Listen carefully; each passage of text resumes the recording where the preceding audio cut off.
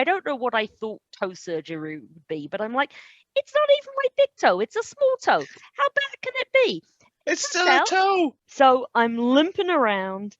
Oh. And I caught sight of myself in the mirror yesterday with my walking stick and my bandaged up foot limping. And I'm like, oh my God, I look like I'm 125. It was not a pretty sight. I didn't have open heart surgery. I shouldn't complain. It's just my toe. It's just my toe. It's not even my whole foot. It's just my toe, but it hurts. It's your toe, and it hurts. Exactly. It exactly. Does. It hurts. Oh. But I am struggling on doing the best I can. So enough of my pain and suffering. Welcome to the Impromptu Game Plan. I am Sarah Ferguson. And I'm Catherine Reynolds, and together we are the architects of the body of work known as the Impromptu Game Plan. And Catherine, today, I think we're going to have a lot of fun, but hopefully have an interesting conversation as well. We are talking to a friend and actually a neighbor of mine from my local neighborhood in New York, Ken. And Ken is Australian, and he and I have quite an interesting relationship, a lot of banter and teasing, but I think underneath it all, there's affection. Ken can challenge that. We'll see what he has to say. I think Ken's got an interesting story to tell that speaks to some of the work we've done around what does it mean to retire? What does it mean to do a total pivot away in order to align with values? So I'm interested to hear what Ken has to say to us today. Yeah, I can't wait to pick up on what I anticipate is going to be a really lovely energy in this call, Sarah. So I will certainly be leaving most of the conversation to you and Ken. But if no, don't do that. I think we need a grown up in the room. We need someone to be the referee.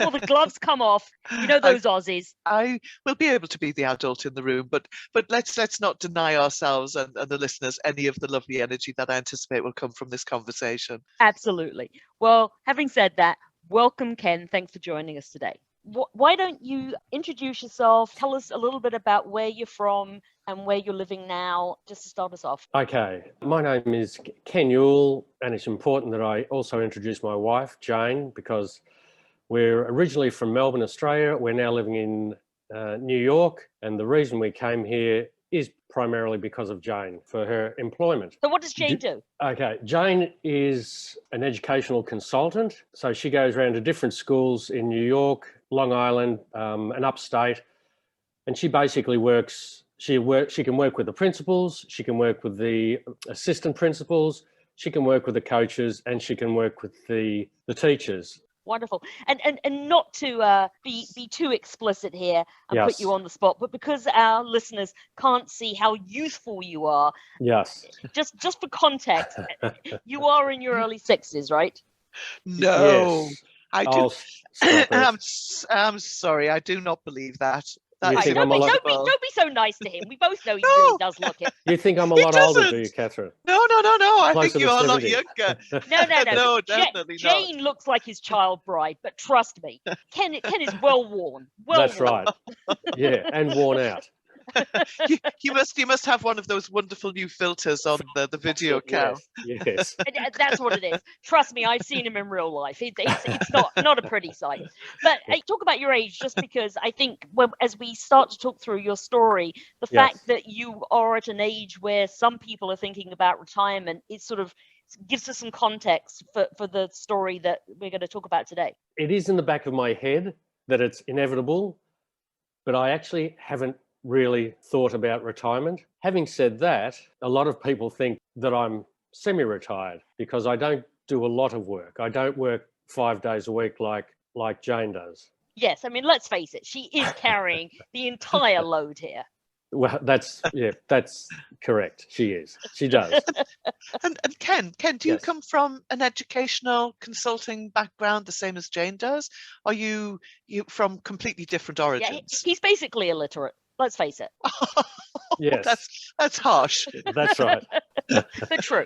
No, my background is I have, for the last, I have to do quick maths, 40, nearly 40 years, I've had a commercial cleaning and industrial business, which I still have, and I attempt to run it from here, which is only half successful. It has caused problems being here and having a business in Australia. But Jane has been in education for the same time, 40 odd years. I know that when you had this business, particularly when you have 2 children, how old are your children now? They're not going to appreciate you saying this on a podcast. They're in their 30s. They are in their 30s. Okay. So what you've talked about is that when they were young, you were working really long hours and that you really missed a lot of their childhood, and that Jane really was raising them, almost as a single parent.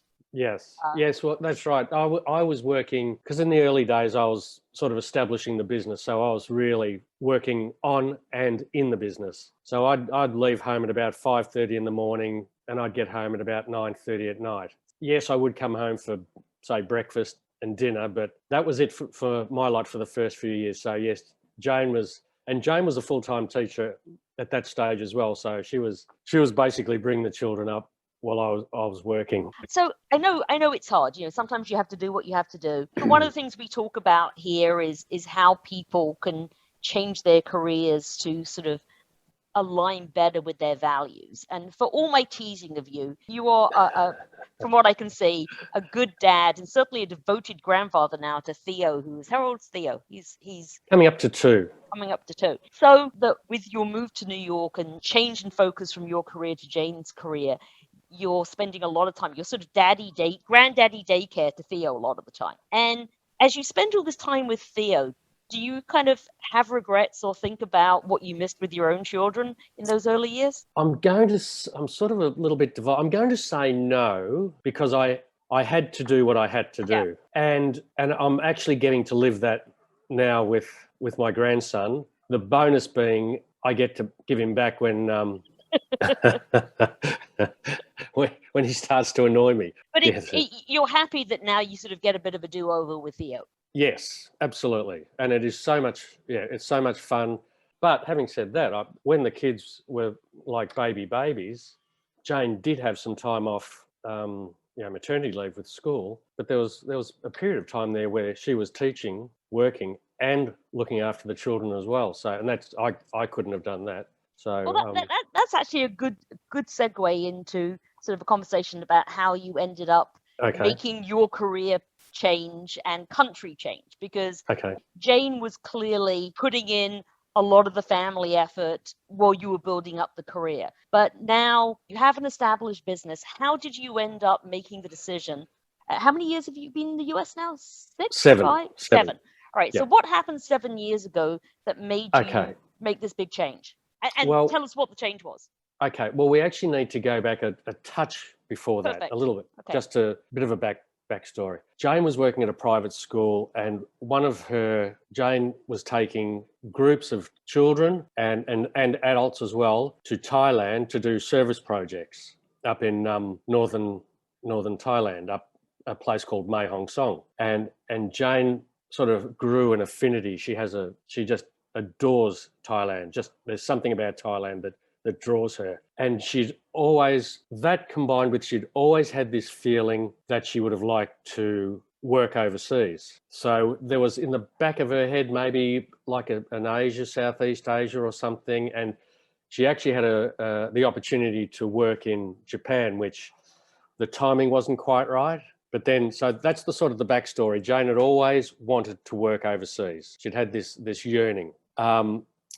Probably, I'll say, 8 years ago, maybe a little bit less than 8 years ago, this opportunity came up for Jane to work in New York. So we sat down, and it actually took us months to make a decision, because as you would be aware, it is a huge decision to upend your life and move overseas. And the children were off our hands. They were still in Australia at the time? Yes, but Alicia had just got a job here in New York. Oh, okay. But that had nothing really to do with it. That was just coincidence. And Benjamin was working for American Express. So that'll come back in a sec. Yeah. So the children were off our hands. The business was where I was satisfied with where the business was. This opportunity came up. So we sat down and we discussed it.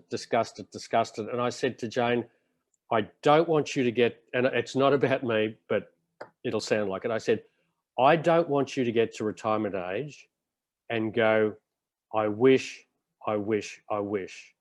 There would be nothing worse. So I said, I think the moons have aligned. Let's do it. Let's give it a go. Not knowing anything, I said, it has to be a minimum 2 years, even if it's the worst thing ever. So we decided to do it. And 7 years down the track, we're still here. And at this stage, have no idea how long we'll be here, if we'll be here forever. In the meantime, our son, who was working with American Express, got transferred to New York with American Express. So coincidentally, both our children are here with us in New York, which is just wonderful. So it's all worked out lovely. You came here, Jane had the educational consulting job, and you came here with the ability to work visa-wise, but with nothing particular lined up. So when you first came here, what did you think you were going to do? Was this going to be sort of the early retirement? I know where you're going. Before I came over, coming from Melbourne, we have a coffee culture, strong coffee culture, and I'm a bit of a coffee snob. So I thought, what am I going to do? I went, I know what I can do, and I went into the barista course, thinking Seriously, I had no idea. Boom, there you go. So seriously, Ken, the shock to my system when I went from Auckland to New York in my transition back to the Northern Hemisphere, I could not believe what they actually called coffee in New York. I was horrified. Yeah. So you're a barista, a trained So barista. let's not go there. Yeah, let's look. Okay. So when I got here, I'm looking at coffee shops and I'm going, that's not a coffee. That's a bucket of coffee. That's what is going on here?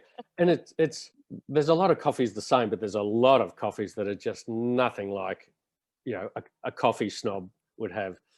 So anyway, that didn't go anywhere. So then I thought, okay, what am I going to do? So I started an online business, drop shipping. Then after 30 years of working out and being with people and speaking to people day in, day out, then here I am sitting in a small apartment looking at a computer all day, and I went, this is not for me. And in the meantime, I met, we were down in Soho, and I met an Australian girl who was working at a little flea market, and we're talking away to her, and she said, oh, why don't you do some background acting? And so it started. So I registered with a casting company and started work as non-union. Early on, I worked on the Blacklist. And what's the Blacklist? That's James Spader. Oh, this is a movie. Okay. No. It's a weekly thing on television. Oh, okay. It's a series. Okay.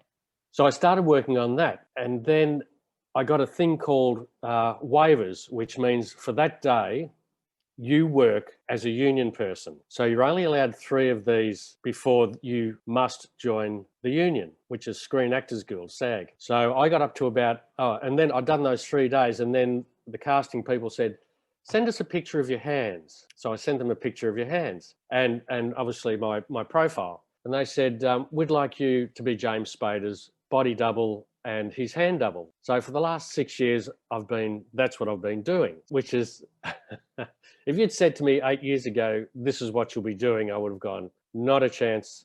So does this mean everything James Spader does, you were his body and hand double? If it's something simple, see, it's cheaper to get me in to, like, we'll be sitting there and they'll have a camera just over my shoulder, and they'll just go, lift the phone up.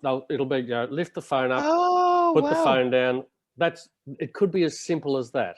As simple as that. That's what I do. Another one at time, there was a body and I had to cut a body open and stick my hand in and ladle out some blood. And then on top of that, I also do what's called stand-in work. And that is where you take the position of the principal while they're setting up the cameras and the lighting and everything like that. And that's also a really interesting job. Sometimes it's as boring as boring, but a lot of the time it's as fun as fun. The other day I was in an old 4-wheel drive driving through a paddock. That was as James Spader's body double, and that was my job. Now, have you ever actually put your hands side by side with James Spader's and actually said, yes, our hands look similar? The answer is yes. Really?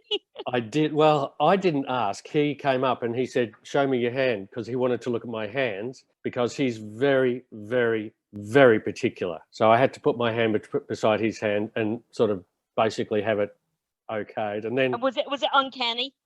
No, wasn't even close. But then another time I had to have my hand shaved because I didn't want a little bit of hair on it, so they shaved my hand. So yeah. So and then the other day, as you can see, I've hardly got any hair. The other day I had to have a haircut to be the same length as his hair. So how many times have you stood in for James Spader in one form or another? Well, I'm actually not his regular stand-in. There's another guy that does it, but I've done stand-in on a whole lot of other productions. A lot of well-known people I've stood in for. Remember Goose out of Top Gun? No. Anthony Edwards. He was also the doctor in ER. No. No, you don't watch a lot of television, do you? Well, I do, but apparently not the same things as you.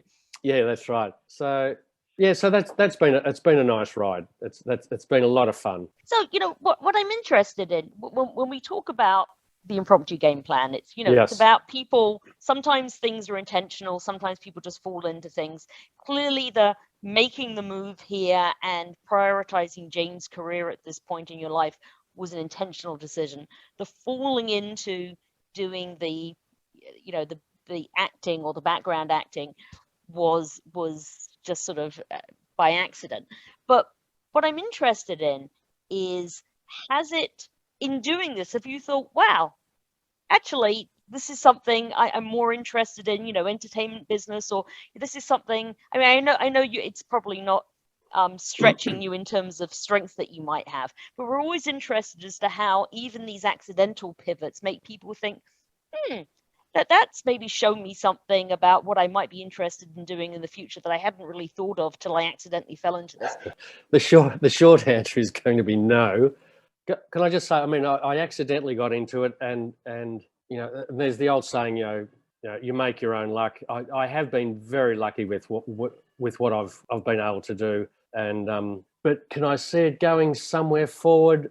Probably not. I don't think I'm trained properly to get in something like, to become a serious actor or a bit actor. Not necessarily acting, but just You were in business. Now you're doing something in the entertainment field.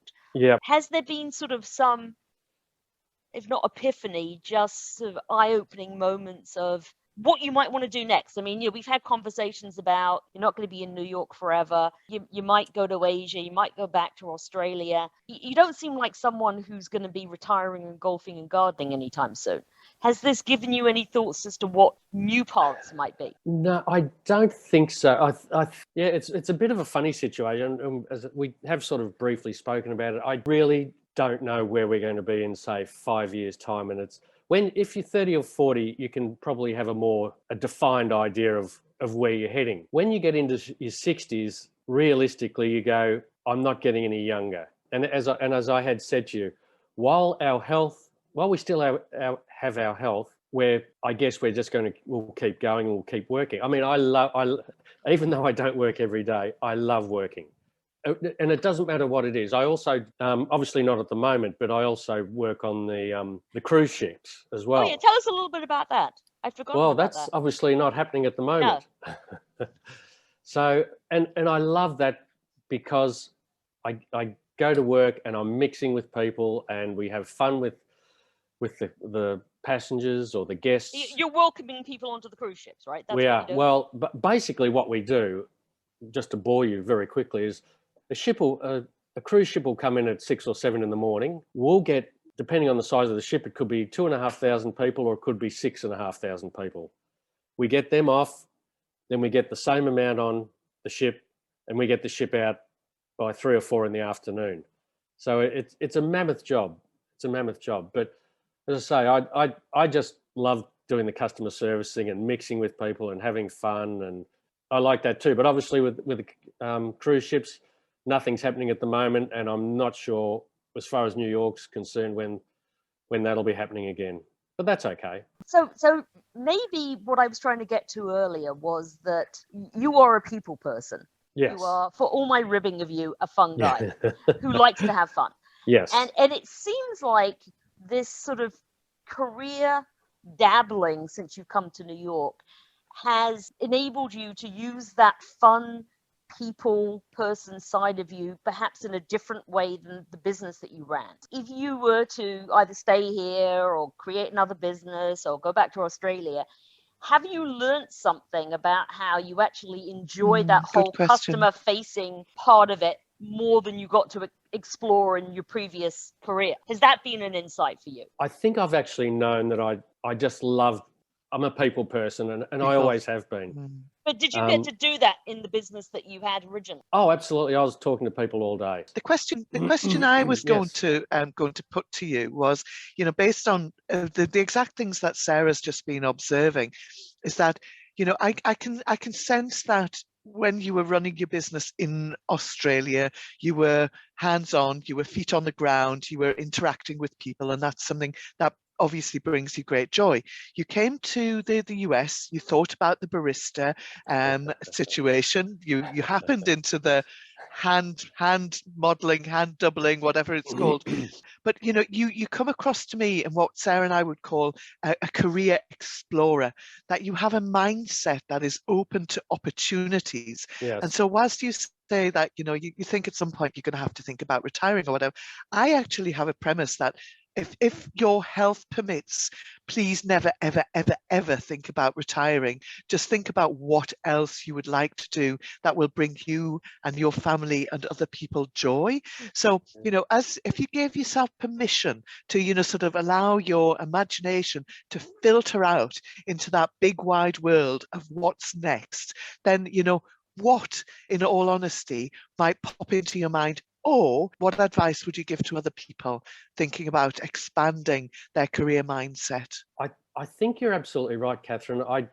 I don't have anything set in my mind.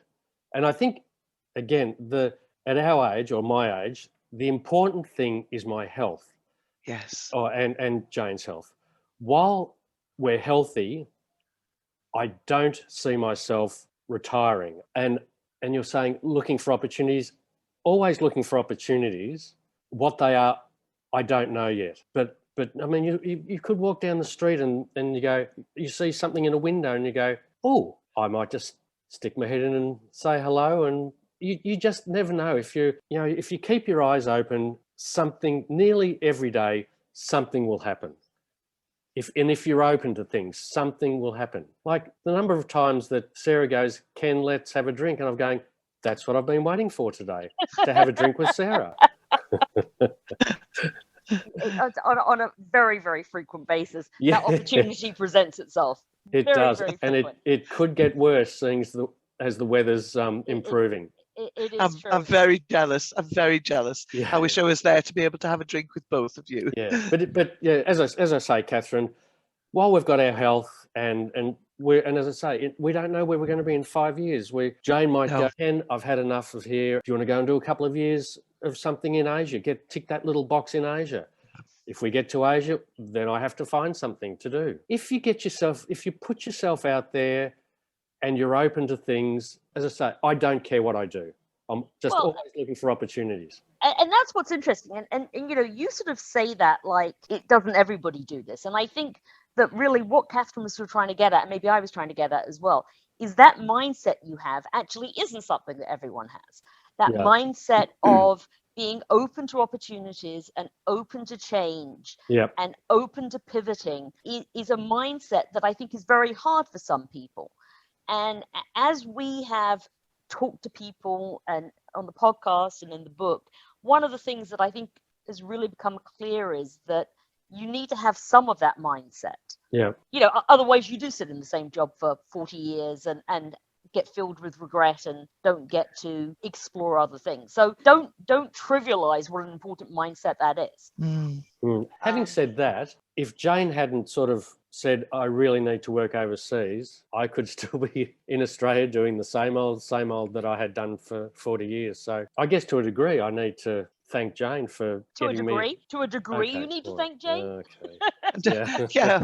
So one of the core things that we talk about is how to create more meaningful careers. And of course, meaningful is a subjective thing. I mean, it's not, your career can be meaningful to you, whether or not it's meaningful to me. Yeah. And I think you've talked a little bit about how there's a lot more meaning to being in the cleaning business than people give credit for. But again, I'm thinking about sort of what the future holds for you. What do you think meaningful looks like to you now, and does it look different than it looked time with Jane, time with Theo? What is meaningful to you now? Time with Jane's a funny one.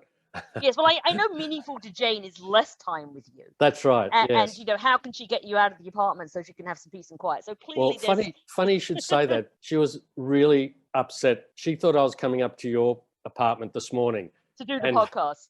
To do the podcast, and she thought she was getting rid of you. I'm sorry, Jane. That is exactly. I apologize. That is. She did say that. No. If she told me, I could have had you over there and I could have given her, an hour of peace and quiet. I didn't even cross my mind. Yep. That was one of the reasons that she was excited about you doing this. Yeah. Okay. Meaning on to meaningful, being able to spend time with my grandson, not every week, but I sometimes have him on a Monday and Friday. And that is just watching him grow and develop, and obviously giving him bad treats and letting him do naughty things. That I find that really meaningful. And Benjamin and Kate, I'm assuming at some stage soon we'll try for another baby. And so I guess one of the good things about the work you're doing is, and again, to go back to the hours you used to work, it's more flexible. You can choose whether or not to take a job and choose to spend time with Theo instead. Yep. So that's been a real benefit of this career opportunity. Yes, this sort of part-time work, I suppose you call it, or I call it part-time work. Other people call it semi-retirement. Jane calls it bleeding lazy. Yeah, Jane says, just make sure you're home in time to get me a gin and tonic when I walk in the door. Ken, there's something that I was listening to on the news this morning in the UK, and it was a whole bunch of stuff around the latest research about not talking about lifespan, but talking about health span. Yes. And one of the things that is really important in health span is that whole aspect of playfulness. So doing something new, like, yes. being doing the act and playing with your grandchildren, that is going to keep you healthy and keep your mind open to possibilities. I just can't wait to see what you embrace next. I don't think possibly you're completely finished with that barista career. Yes, I think I probably have. Or possibly a special part in Star Trek. Oh, do you know something I don't? It's coming back? No, I just could see you, sort of Patrick Stewart isn't available as much these days, so perhaps he does that kind of look, doesn't he? Yeah, definitely. Well, normally he has more of a beard, but he had to shave it off. That comes off, because James doesn't have a beard, so I had to have the beard off. Really, James dictating your looks now. What is the world coming to? No, the word chameleon springs to mind. Eminently versatile. That's it. That's what I was looking for. Yes. So have you got any interesting stand-in roles coming up? No, next week I am which if you know me, it's so far from me. I'm a priest on a show called Evil. Well, that sounds a bit more like you. Are you an evil priest? I have no idea. I'll have to wait and see. A priest. Yes. Very much against type. It is. Yeah. Is it the whole bald head thing that made you a priest? That's a main requirement? Perhaps. If I was to ask you one really bold question with the time we have left, if it's possible to think back, I know it wasn't that long ago in your life, probably longer ago in my life, but thinking back to being a child and thinking about what I really want to be when I grow up. What did you think when you were a child that you really wanted to be when you grew up? If you grew up, sorry. Yes, we're still waiting for that to happen. We're still waiting for that. That's right. Sorry. Some maturing.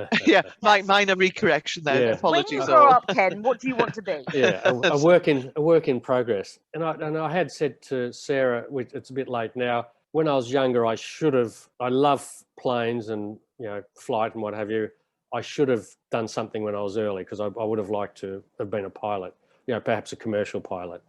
In my later years, just before we came over here, I started flying for my private pilot license.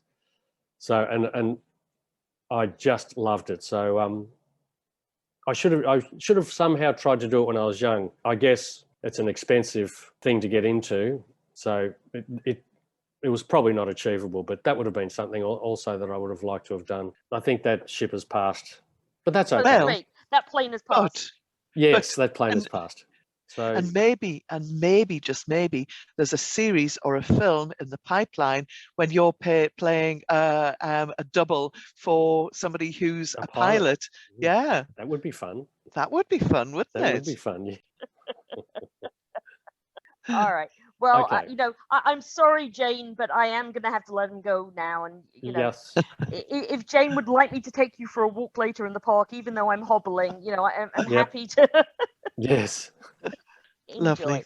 I'm sure Enjoy. we'll be doing drinks soon enough. We certainly shall. All right. It's been an absolute pleasure to meet you, Ken. Thank you very much. Nice to meet you, Thank you. Catherine.